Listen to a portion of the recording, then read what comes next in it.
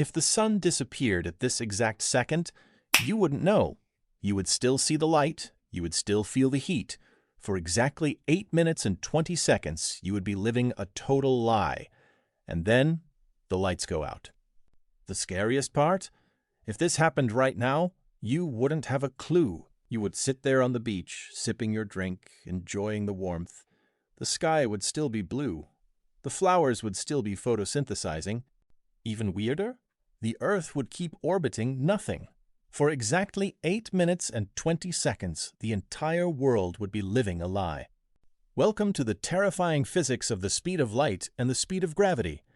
Let's break down the apocalypse minute by minute. Space is big, really big.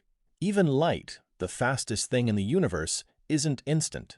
It's a courier service, and the delivery time from the sun to Earth is about 8 minutes. So when the sun disappears, the last photon it emitted is still traveling. It's crossing the vacuum of space, blissfully unaware that its parent star is dead.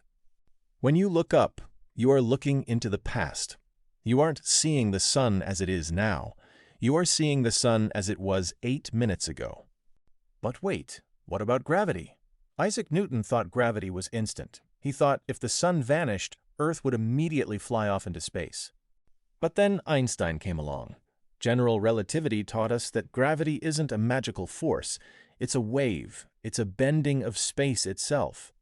Imagine the sun is a bowling ball on a trampoline. It creates a dip. Earth rolls around inside that dip.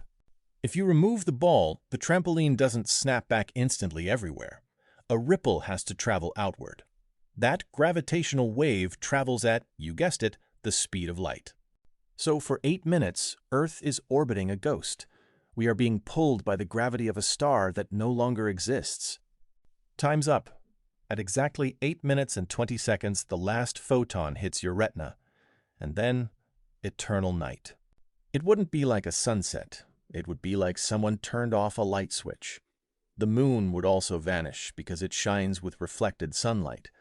The sky would be filled with stars, brighter than you've ever seen. But the darkness isn't the worst part.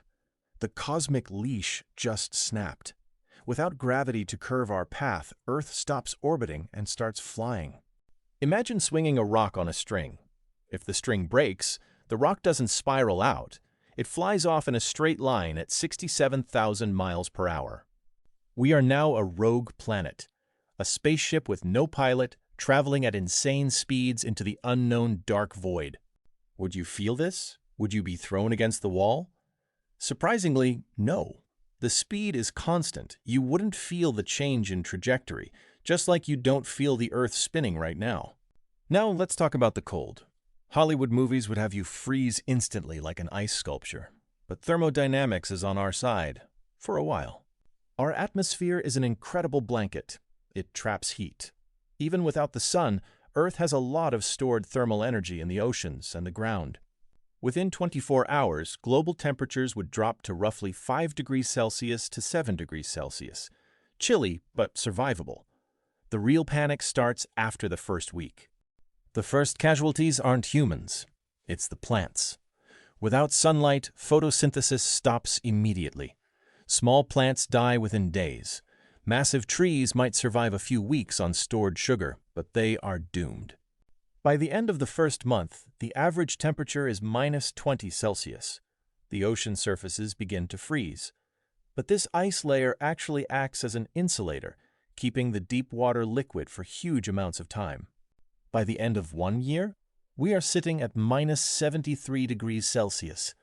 The atmosphere itself would begin to condense and fall as liquid air snow. We are now an ice ball.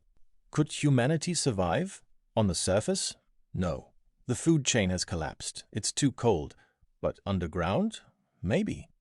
We would need to move to places like Iceland. We would harness geothermal energy, the heat from the Earth's core.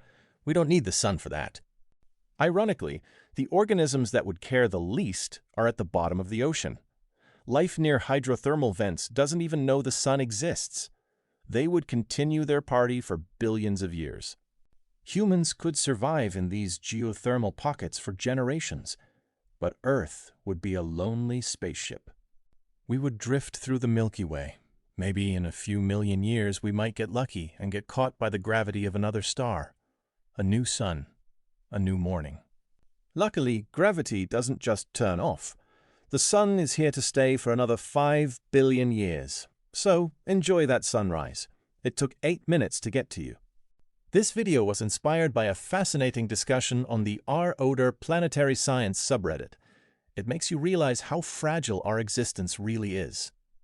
If you want to know how do magnets work, or how gravity actually works, click one of these videos. Thanks for watching, and stay warm.